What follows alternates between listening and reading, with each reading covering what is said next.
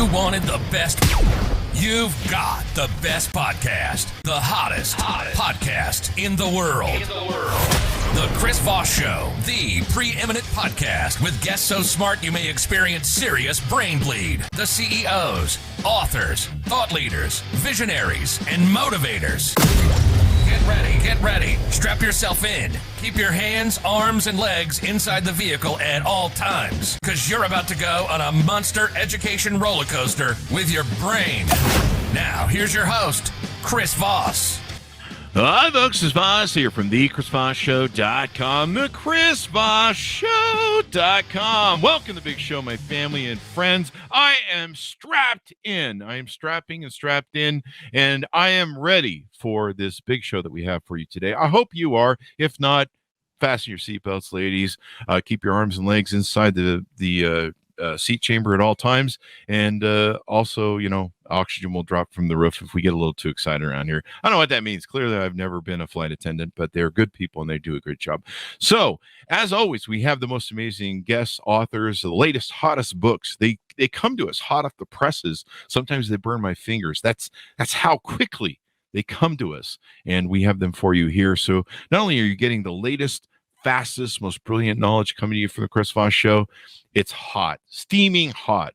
It's just like that wonderful bread that comes out of the bakery, when you first get it in the morning, and there's that butter that comes down the side of it, and maybe some good basil pesto and everything else. And can you tell I haven't had breakfast yet this morning? No, that's it. Anyway, guys, as always, we're for the show, your family, friends, and relatives. Tell them to go to YouTube.com/Chris Voss, the big 130,000 LinkedIn group, the big LinkedIn newsletter. That's always hot as well and growing fast. And Goodreads.com/Chris Voss. You can see it over there. Today, we're going to be talking about Facebook's Oldest Intern. This is going to be an interesting discussion. And one of the things that is something people love in life and human nature and humans being, let's put it that way. People who can reinvent themselves, who can go through cathartic times and become something new, and challenges and all the things that go into that. And we're going to be talking about one author who's put out his newest book, and we're going to be talking to him about his journey through that experience and what we can learn from it. Howard Waldstreicher is on the show with us today. He's the author of the hottest, latest book to come to Amazon, wherever fine books are sold. It's called Facebook's Oldest Intern: How a 60-year-old fitness trainer reinvented himself with the most unlikely of companies. And his book is now out. You can get it wherever fine books are sold, but stay away those alleyway bookstores because, they got cockroaches in them. There's no cockroaches on Amazon last time I checked. Actually, you can probably order those somewhere for feeding to your lizard or something. I don't know. You figure it out. It's not my problem. Anyway, Howard was first a programmer. Then after the .com implosion, he went with his passion and he opened up a fitness studio called Half Hour Power, the leader in 30-minute interval training. During the pandemic, he needed to shut down his studio and reinvent himself again. He became a data engineer at Facebook after 20 years as a fitness trainer. And as you can guess from the title of the book, a 60-year-old fitness trainer reinventing himself and going to work in Silicon Valley. Some people say there's some ageism in Silicon Valley, but somehow he pulled it off. So we'll get a story. Welcome to the show, Howard. How are you? Oh, I'm great, Chris. I really appreciate you having me on. I really appreciate you coming. So this is going to be a great story and an interesting discussion. So give us your .coms or wherever you want people to stalk you on the social media. Yeah, I don't really have the .com. You can find me on LinkedIn, search Howard Waldstreicher. And, for some reason, I still keep up my halfhourpower.com website. I don't do anything with it. I just keep it because, it's something I did for 20 years and just reminds me of Let's give it a plug. You want to give it a plug? It's up to you. Give it a plug, sure, but it's your plug. I don't know the .com, so. Oh, it's halfhourpower.com. Oh, okay. There you go. That was easy. Did I say that right? Half Hour Power Hour? Halfhourpower.com. Half Hour Power. I think the Half Hour Power Hour I was referring to, the mornings that I sit in the toilet without fiber from the night before. I don't know. Getting old. That was a joke, people. So anyway, Howard, what motivated you on to write this book? It seems obvious, but the audience likes to hear it from you. Yeah. It's a story that I think just needed to be told because it's a story of inspiration. And I mean, think about it. There are so many people right now, I'll say even over 40, maybe, over 45, but even over 40 that want to change careers or maybe get laid off and need to change careers, not happy with, what they're doing. Mm-hmm. So, and most people are like, oh, I'm too old. I can't do this, right? Mm-hmm. How am I going to do it? I don't even know I want to be a programmer, say. I've never done it before. How am I going to do it? So I feel my story gives people hope that, yes, it can be done. Look, it's not easy. You got to put in the work, but it can be done. And you kind of have something that's kind of a challenge even more so. I've always worked for myself since 18. I just don't get along with others. That's pretty much it. We've seen but no, it's very hard if you go the entrepreneur route and spend 20 years like you did building your fitness trainer company and then wanting to go back into corporate world. They don't look nicely on that sometimes. Is that correct? I mean, Chris, come on. 60 years old, 20 years out of corporate work. I mean, I didn't even answer to a boss. I mean, I answered to myself. Yeah. Now I'm going to have to answer to a boss. I mean, let me tell you this. I sent out resumes, right? So I got my skills back up to where they needed to be, right? I took courses. Mm-hmm. Nothing. Crickets. Literally Wow. nothing. And I had connections. Yeah. So is that ageism? At the time, I was thinking, maybe, I mean, look, if I was the boss and I got a resume from someone that's 60 years old, 20 years out of corporate work, and now all of a sudden wants to go back to programming, would I hire him? I don't know. That's true. I mean, it kind of is one of those things. I hire people all the time. And, I used to have people too that had left the business. And sometimes us entrepreneur types can have trouble with, being bossed around a little bit because we're used to being our own bosses. I imagine if after 35 years, if I tried to go back in the corporate world, they look at my resume and say, you're not qualified to live under the viaduct. So there's that. But that's just a personal thing, I think, towards me. And who can blame them, really, when it comes down to it? So give us a little bit of origin story. Tell us about how you grew up, kind of some of the paths you took that got you down this road, and then we'll get into some of the details of the book. Yeah. So, before, the first job I had out of college was with Ross Perot.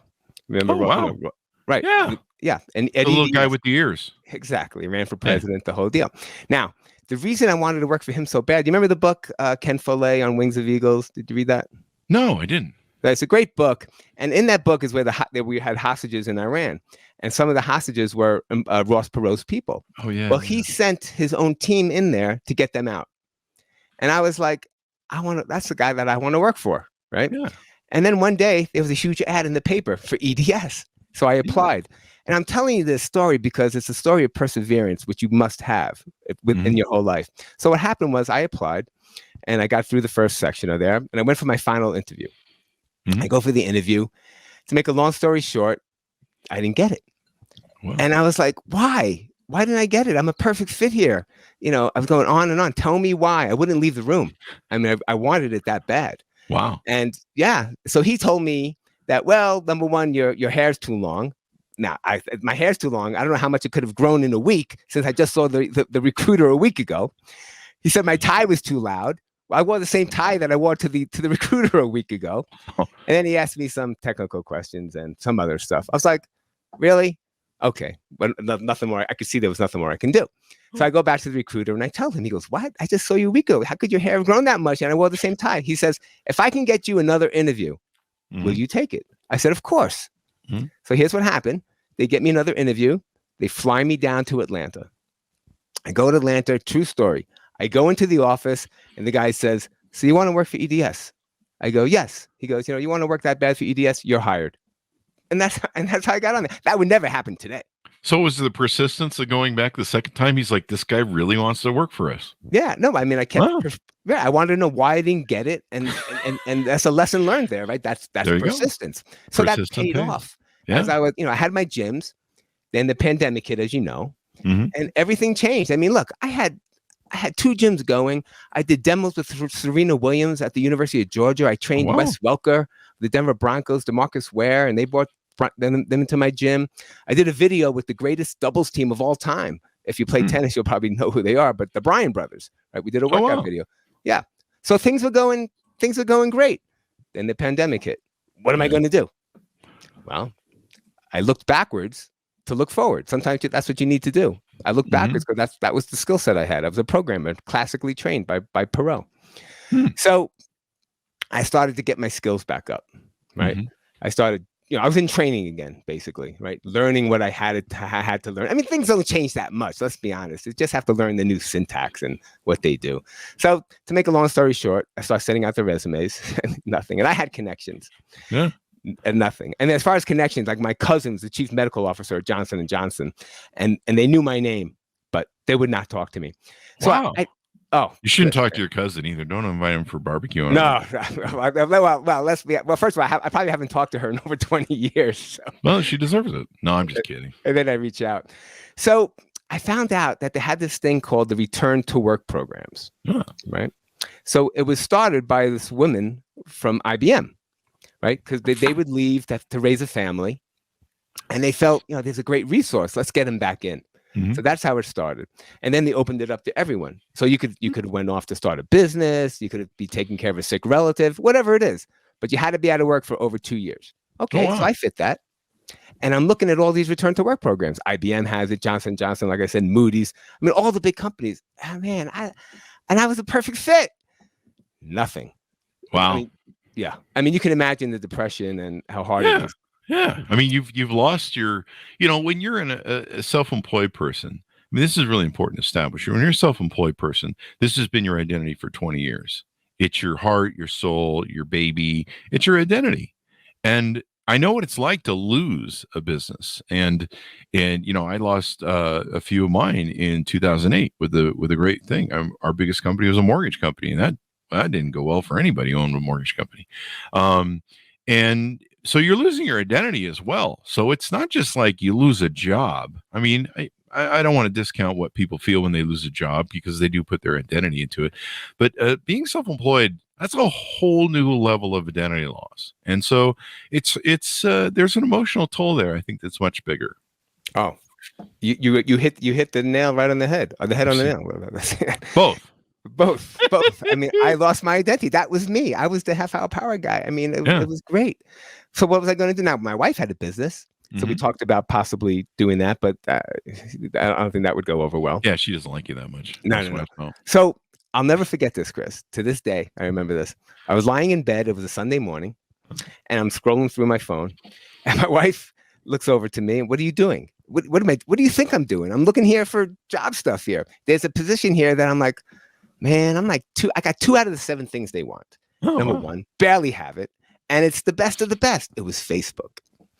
Right. Well, so she nudged me to apply. So the lesson learned here is you have to have somebody in your corner, whether it's your wife, your husband, a support group, someone, because if she didn't nudge me, I never would have applied. Good. Wives are good at that. There's a lot of nudging that goes on. A lot of nudging. And if not, then there could be violence. So right. Exactly. I'm just teasing. No, but I understand. She might wave that. She might wave that. The old comics where they wave the roller pin at you. Anyway, oh boy, it's like it's an old joke. People like, we don't remember that in cartoons. I remember it. So I applied, and I didn't think I had a chance in hell. Right. Yeah. The next day, I get an email. We'd like to set up an interview with you. Okay, first one ever, and it's the best. It's Facebook. Now, understand this: the difference between Facebook and EDS. It was polar opposites. Oh yeah. Right. So think about it. EDS was, dress code, suit and tie. IBM sort of material. The old IBM black suit, black tie sort of thing. Exactly. And then listen to this. If you went to the bathroom without your jacket on, it was grounds for termination. Are you shitting me? I'm not shitting. That is the old IBM. If you ever, anytime you left your desk, you had to have your jacket on. Wow. Man. I don't know if anyone got fired, but that's what I heard. Wow. If your hair got too long, there was a barber in the basement. Oh, serious? Oh, yeah. HR would be like, at the main headquarters. If your tie wasn't the right tie, you had to go out and get another one. I mean, it was very strict, very strict. But you know what? That was the old IBM days. That's exactly. That's what it was. It was a culture. Yeah. Totally. That's what he wanted. I mean, that's why he built such a great company. So, and Facebook's the complete opposite. You wear whatever the hell you want. You show up in a blanket and some pajamas and wander around. Nobody cares. So I make it through that. They set me up for this next interview. And now this next interview is hard, Chris. You got 5 questions for programming, and you have 20 minutes to answer them. You got 5 questions for the database stuff, and you got 20 minutes to answer it. So do the math on that. That's not a lot of time. And as I was practicing, man, I was slow as hell. I would get it right, but it would take me half an hour just to get one. So the day comes, I was so nervous. I was shaking, and I don't get nervous. Yeah. I was so nervous. If you asked me how to, 2 + 2, I'd have to use my fingers. That's how nervous I was. I was sweating. It doesn't happen. So to give the guy props, he calmed me down. I took a breath, right? Got myself calm, and I made it through that. I got like 3 out of the 5 right with his help, but then I got same thing on the other side. So I thought, come on, no way. It's probably like a C, right? Yeah. If you remember, like from math class, something like that. So I thought, I don't got it. I got F, so. You got F's. Yeah, well, there was that. We'll get to that in a bit. Yeah. So I told my wife, I gave her the play-by-play. Yeah, what are you going to do? Next day, I get another email. We'd like to move forward. The final interview. Wow. Now, and I'm thinking, well, I'll tell you after this. So we're moving forward. Now, this one's for almost 4 hours, right? Four different people. I have 3 technical, and a behavioral. They always ask you tell me about a time when you blah, blah, blah. Mm-hmm. So I did really well in the first 2 technical. I just got it. I got lucky. The behavioral, so could have went either way. The last one, I had no clue what the guy wanted me to do. I was terrible. And I thought I blew it right then and there. I can hear the frustration in his voice. I was this close, Chris, to just say, man, it's not for me. Forget it. But I didn't, thank God. Good. So that ends. I go take a shower just to relax. And of course, in the shower with the water on me, I was like, oh, that's how you do it. So that was. Oh, you remembered what the question was? Yeah, I remember what it was. I wrote it down after I wanted to see if I can do it. Again, that's the perseverance. That's the lesson here that I'm problem bringing out. solving. Right. So the next day, again, my phone rings. I don't answer it because I have a habit of not answering my phone. My wife hates that, by the way. It could be right. Well, next you're to looking for a job, eh?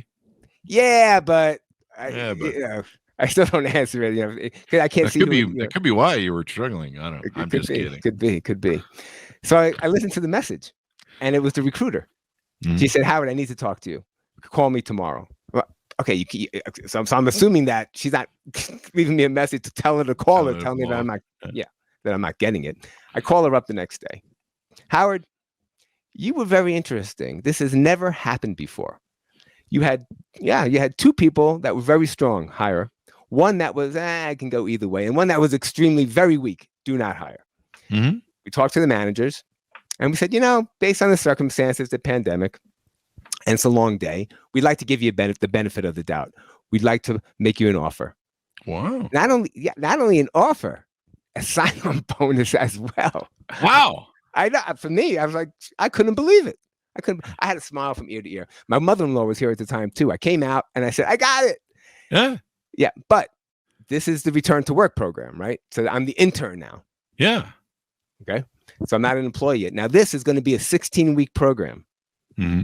And during this program, you do real work. They train you, and then hopefully you show that you can do the work, and then they make you an offer as a full-time employee. Oh. So now here, I have a mentor, right? Who, by the way, was like 26 years old. And the big joke was, with my wife was, can you believe I'm training this old guy? I mean, got to deal with that. Did you just run around and say, "Hey, get off my lawn"? Whatever, right? Or maybe he texted to his wife. That's what I do. Yeah. And then you have a buddy and you have a cohort group. But what was interesting was in this cohort group, there was 13 people in the cohort, right? So other people, in this return to work program. I was the only male and I was the only American born. So a lot of those, what do they call those? The 103s or the where they have the visas? They have the visas, yeah. Well, most of them were, some had the visa, but most of them were American citizen, but they were born in, like we have India and other countries. Mm-hmm. And I'll never forget this, it kind of put me into the whole Facebook communications. So we had this orientation. Everyone had to go to it. Doesn't matter if you're VP or program, whatever you do. And they split us into groups of 10. And you had to tell everyone about yourself, the job you're doing, et cetera, et cetera. And they wanted to use the month you were born, January, February, to see who goes first. So we all come up, and it was 10 of us in that square where you see everyone's faces, nothing. No one said a word, and I hate that. So I took the lead, and I said, okay. I took the lead. I talked about myself first. I said, anyone January, February, March? Oh, wait. I'm February. Okay, go ahead. So people forgot their birthdays? Of the month, look, these people are brilliant, but their communication skills aren't the best. I'm 55 and I can remember the month. I just can't remember the years. Right, or maybe they weren't paying attention. Maybe I'm not wanting to remember the year. Yeah, but to go back, so they put me in this group called the chats. You've been on Facebook, right? Yeah. I'm on every day. In fact, You're on I every day. off it regularly too. So right. So I'm in this place called the groups. You have a movie groups, those type of groups, songs, things like that. Yeah. So that's what I was a part of. So to make the long story short, I did all the work. I had to get all this data for Zuckerberg and the executives to look at. Then we created, this is what my job was. And then I created from that data, I would create visualizations to show them, dashboards, line charts, bar charts, things of that nature. And that was the whole deal there. Now, the problem is it's very difficult there because you can't Google anything. You can't. It's their own tools. I'm wondering if I should be rolling on the ground at that joke. That's funny. That's got to be the most hilarious thing I've ever seen. So let me just clarify that because I want to understand that. You can't Google anything. Like you have to use the internal search things. You can't. Can you use Google at any point in Facebook? Yeah. It's not because you can't use Google. Okay. I know that's what you were coming from. It's because they have their own proprietary tools. Okay. Can you Bing it? No, I'm just kidding. Yeah, so you have to learn. You have to learn their stuff. Okay. So time goes on, and I talk to my manager every week. Right, we had these one-on-one meetings, and I kept asking, "How am I doing? Any red flags? I want to make sure." And I'm telling you right now, they wanted me to succeed, without a doubt. They wanted me to succeed. There was no ageism. They didn't care. They really didn't. I got nothing. No vibe about that at all. In fact, I really think the reason they brought me on to try me out was because of my entrepreneurial background. Yeah. Right? Think about that. You're a problem solver. You're a leader. I mean, there's a lot of qualities that come from being an entrepreneur. You're a heavy alcoholic. No, I'm just kidding. Possibly. I think it's me. Or used to be me. I don't know. Not anymore. You don't sleep? You don't sleep. Yeah. You slave 24/7 over all of your work. You lose all your hair. Yeah. You eat bad food. It's all the things you do in a work environment. And then in addition to that, you think of things differently. That's true. I asked different questions. So maybe that was the reason that I was the outlier there, a total outlier. And I'll tell you about that when we get to this first meeting that I had. So I'm talking with my manager, and then it comes to the end of the program. I have to give a presentation. This is it. This is the final thing there. And I kicked ass on the presentation, right? And I led it with this. See if you know you probably know the answer. Maybe you'll see if your listeners know this. It was a very famous quote. And it went like this. Who said, young people are just smarter? Do you remember that? I don't. In fact, it's not true. Anyway, I'm just kidding. Youth is wasted on the young. No, I'm just kidding. So it was Mark Zuckerberg that said that. I led my presentation with that and did an awesome job in that. And I agreed with him because I looked around. These people, they're brilliant, absolutely brilliant. Sure. But they don't have was the life experience that I was bringing to the table, and which is what I thought possibly why they brought me on there, because I had a huge thing of imposter syndrome. Why me? Because I was the oldest by far. So I'm waiting to hear if I'm become a full-time employee. I'm getting, oh, come on, man. What the, he keeps, we don't know yet. Finally, I get a text from my manager. We have a meeting, and we get on, and I look right at him. I said, "Don't torture me. Yes or no?" And I swear to God, I just want to know. No, don't give me any back talk. Yes or no. Howard, congratulations. I'd like to make you offer as a full-time employee. And that's how I became a full-time employee. There you go. Well, this is awesome. Yeah, and there's more to it because now he didn't have a spot for me on his team. Oh. So they had to put me on another team. And I ended up going on what they called the newsfeed team. So when you go on Facebook, the first thing you see, that's the newsfeed. Mm-hmm. Right? You put comments in, you put your posts in, you see all the ads. That's the newsfeed. Yeah. And what I did there was what was called meaningful social interactions. So say there's a comment and you do someone puts a like to your comment, that's worth a certain number of points. Maybe you put in 2 words, certain number of points. The most is 5 words or more. So I would get the data for that and worked with that. But I want to, and then, so what happened was I was there for a while and I was doing really well. I really was. I was working hard, in fact, I felt I was teaching them things. Well, that's good. Well, like communicating and talking and pushing back a little bit when needed be, not just taking everything and saying, okay, which I felt that they needed. Yeah.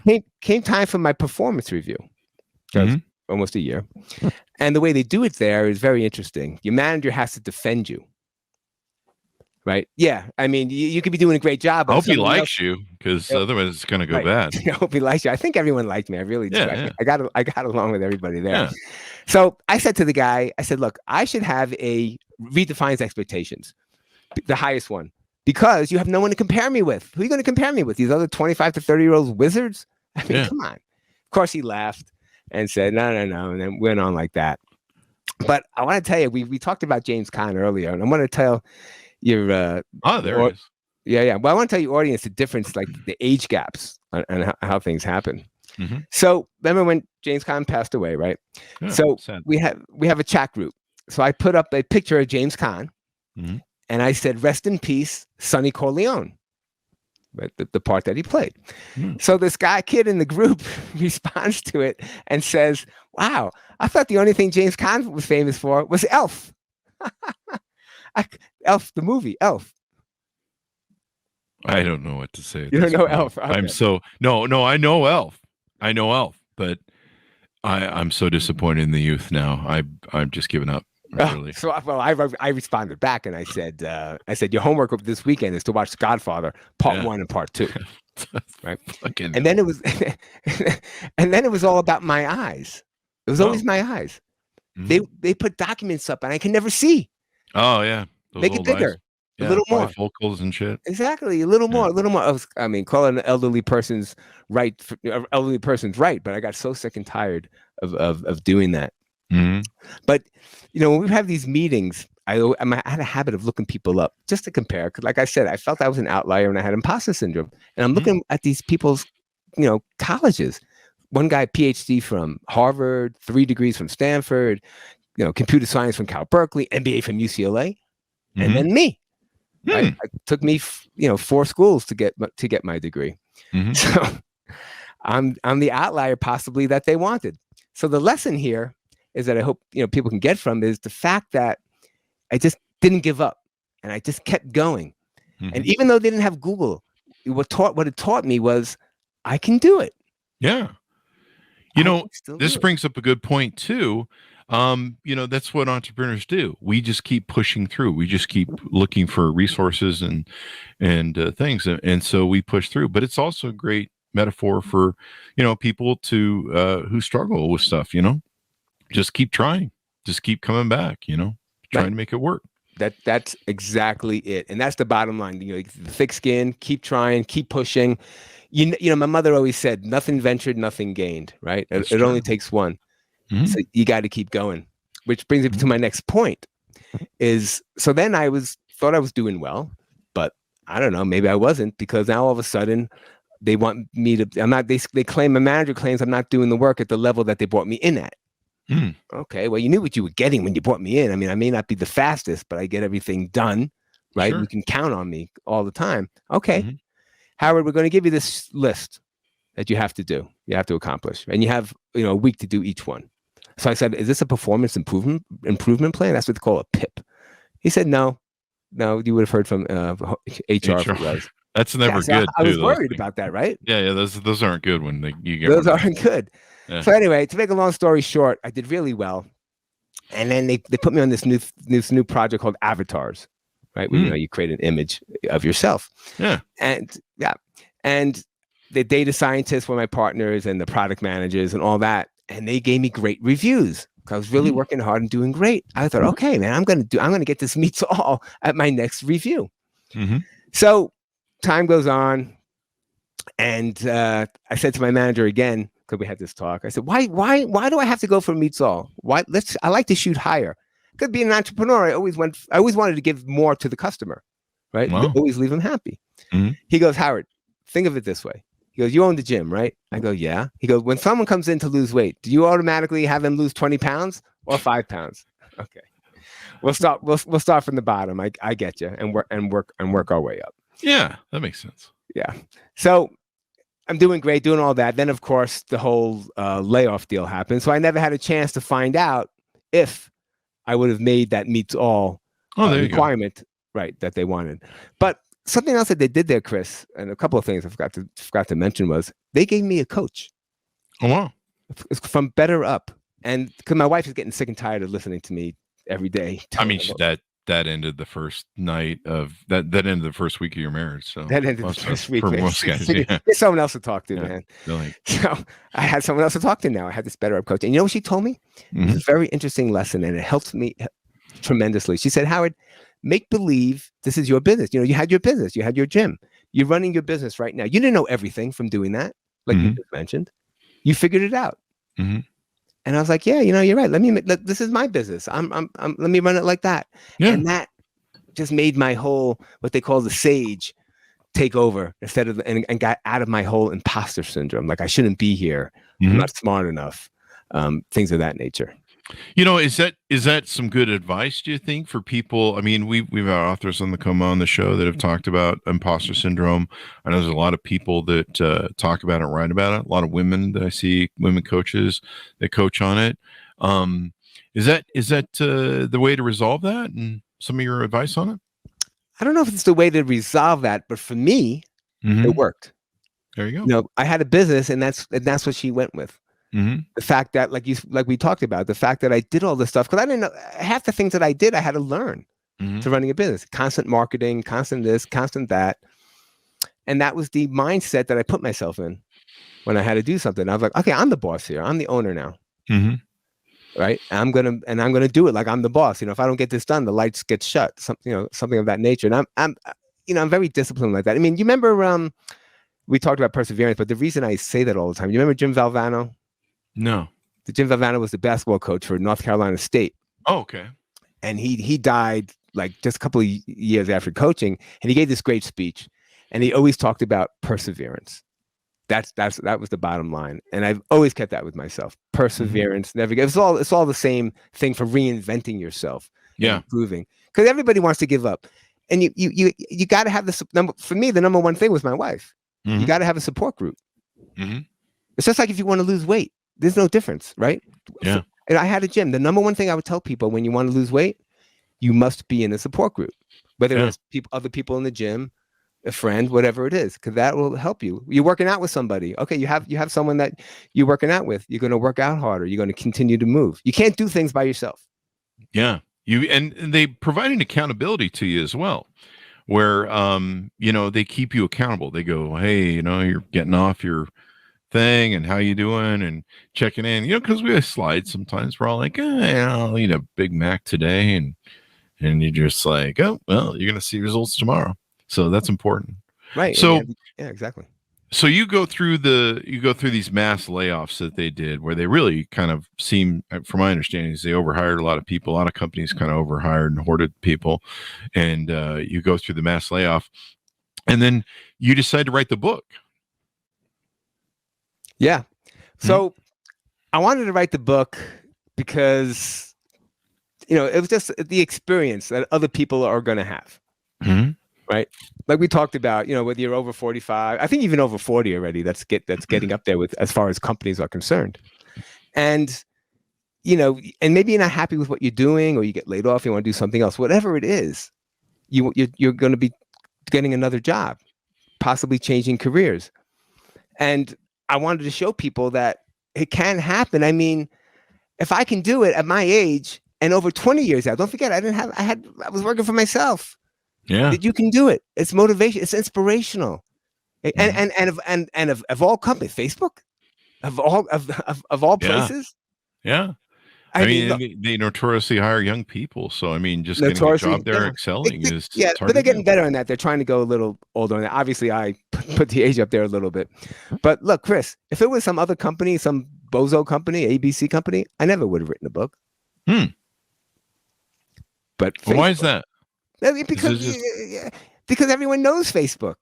Facebook is notoriously known, like you said, for bringing in young people. And the average age there was 35, maybe 34, something like that. They don't go with the older people. And the fact that Zuckerberg gave that quote, younger people are just smarter. I mean, they just don't hire the older people. But I brought them something different. And they saw that. Yeah. I'm a big proponent of this. We've had, we've seen a lot of different things out there with people, there's a life experience that you have. Like, anytime I see a 20-year-old life coach, I giggle a little bit because I know how little life you've lived. That's right. At 20 years old. I don't want to knock you too hard, but I mean, come on, man. Life coach, like, you haven't lived yet. You've lived 20 years, so I don't know. What are you going to do? Tell people you pooped in your diapers and how not to? I don't know. I'm just being a shit. But, to me, a life coach is someone who's been through at least a good portion of their life. But we need to not take people for granted and realize that people that have life, people that have survived for a long time in life have some pretty good life skills because we wouldn't be here if we didn't. And there's things that you can learn. There's a reason we treat people that are older, and if we're smart, we look to them for wisdom and experience, because history tells us what the future was going to be. History is destiny a lot of times. And so if you don't talk to people who know history and been through history, well, you're probably not going to know how the future is going to turn out. You're probably going to fumble the ball and make us go through it again. So there's that. But you got a lot of great reviews in the book. In fact, you inspired a lot of people, which I thought was amazing on some of the reviews I was reading. Oh, nice. But also, I want to bring up the point of, you have to take care of yourself. If you need to lose weight, lose weight. Look, you can look young. Don't act old. Don't be old.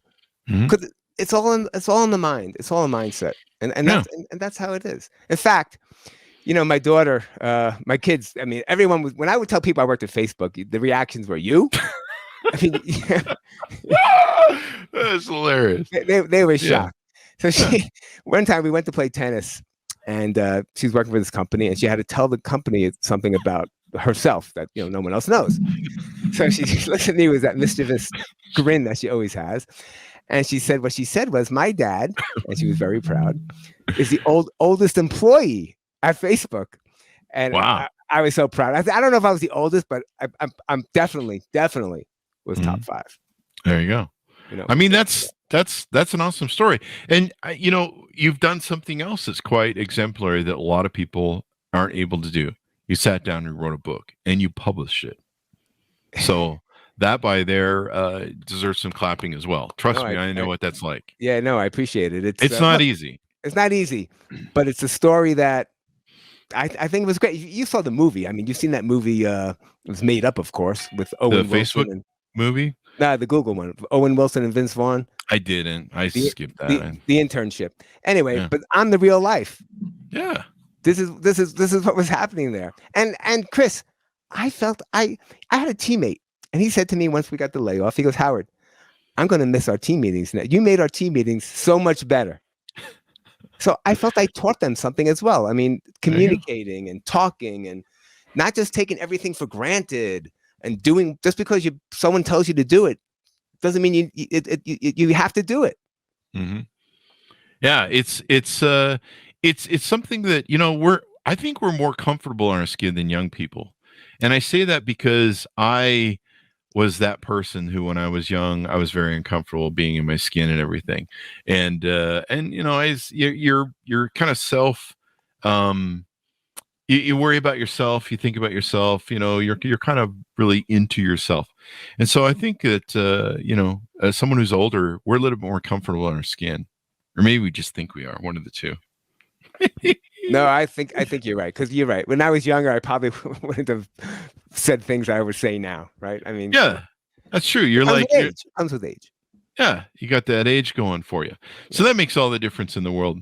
So what's the future for you right now? I mean, like I said, you've crossed the Rubicon and become an author. One of the things I loved about becoming an author was I found out how hard it is and why the bar is so high for people to cross it, and why people, hold you in regard. They go, "You're an author?" And I'm like, "Yeah, it was hard, but it wasn't that big of a deal, really." Yeah. And they're like, "I've tried so much," and so it's kind of a new thing. Are you going to write any new books, or what's the future for you? Yeah. So actually, two things potentially. Number one is I thought potentially I might look at possibly getting, speaking and giving motivational talks to people that are in this situation, telling them my story and lessons learned. The second part is well, now I'm looking for another job again. I'm back in the same position I was in, but the big difference is that I have Facebook on my resume. Mm-hmm. And that opens doors. It does. And you're an author too. Trust me, that author shit. That author stuff opens up. And I was thinking of the second book. Potentially, I'm not so sure. I was thinking about doing the first book, but maybe the second book, more of like the lessons learned or something of that nature. Lessons I learned while working at Facebook. The things that Facebook taught me. Yeah. There you go. Like that people can really use. A roadmap that people can use. Plus, it's got, the word Facebook has got a real SEO, search engine optimization meta. Yeah. I mean, they go by they go by the name Meta now, right? You know that. Yeah. Maybe you could try and interview Zuck and talk to him about lessons you learned and how it was integral to his company, and it'd be a good PR thing for them too. I would. So let me tell you, now that you brought that up, I forgot about that. Mm-hmm. So I was writing some articles first when I was first there for a little bit over a year. Mm-hmm. And I sent them to the lady who was in charge of the Return to Work program. She was like, "Howard, these are incredible. Oh my God." They wanted me to be the face for the Return to Work program. Oh, wow. And so then they sent it off to the higher executives, right? And everyone loved it. But then, of course, they kind of was shutting down everything. Mm-hmm. But it's good. It would be, like you just said, it's good PR for them because I have nothing but great things to say about the company and my experience. Yeah, draft it. See me, send him a thing and see if Mark will come on there, or one of the other people. Sheryl Sandberg, I think, left. Sandberg left. And so I might send them the book. Actually, I'll send it to Zuckerberg. To the whole, let them read it. Yeah, maybe come on. I mean, he does some cool things every now and then with just about anybody or something. It seems he was on Joe Rogan. Maybe he can show up on the metaverse and you can talk on VR or something. Huh? Has he been? No. I don't think we've ever invited him. Maybe we should invite him. Has he put out a book? I don't think so. I don't know. But I don't know. I've been suspended so many times on Facebook. It's not even funny. I don't know how that crap works. I mean, believe me, I don't know how people. I won't blame you. For nothing, you get suspended. Yeah, I had a friend suspended the other day for saying happy birthday. The AI automation thing is crazy. But that's another story. So. Right. Now they have more layoffs coming in. More tech people will be laid off at the end of April. Oh, wow. A whole bunch. Some people from my team, I guess, more. Because they let go of everyone in the Return to Work. That's done. Yeah. And then, of course, they'll have some more in May. So maybe you can write a book on how to start your own business, because a lot of those people that are brilliant, that got laid off from Facebook and Twitter, those guys in times like this, they go build the next Facebook and Twitter. Right. Those guys are smart and they know how, the shit that they got to work on Facebook or Twitter, pick your tech company to work. And those guys usually go start something better. Right. And so this is the great time. Even VCs know that. Well, I'll tell you this, though, is a lot of the tools that are out there have been created by people that worked for Facebook. Yeah. That we use. I thought maybe, who knows, man, maybe this would be a great movie as well, in my opinion. It might be. 60-year-old fitness trainer goes to work for Facebook. You just got a whole backstory. You got James Caan's sadly passed away, so you have to find somebody else to play you. I know. Al Pacino's still around. Yeah, but he looks really old. Oh wow, man! Who'd be that's good? Some cold shit right there, man. Who'd be good, Chris? I think Paul Rudd would be the perfect. Paul Rudd. There you go. People like Paul Rudd. A couple days ago, we had on the show one of the guys who wrote the original movie, The Devil's Advocate. He wrote the book for it. Love and that he's movie. he's written a few others. In fact, he's written 150 books. He's been pretty prolific.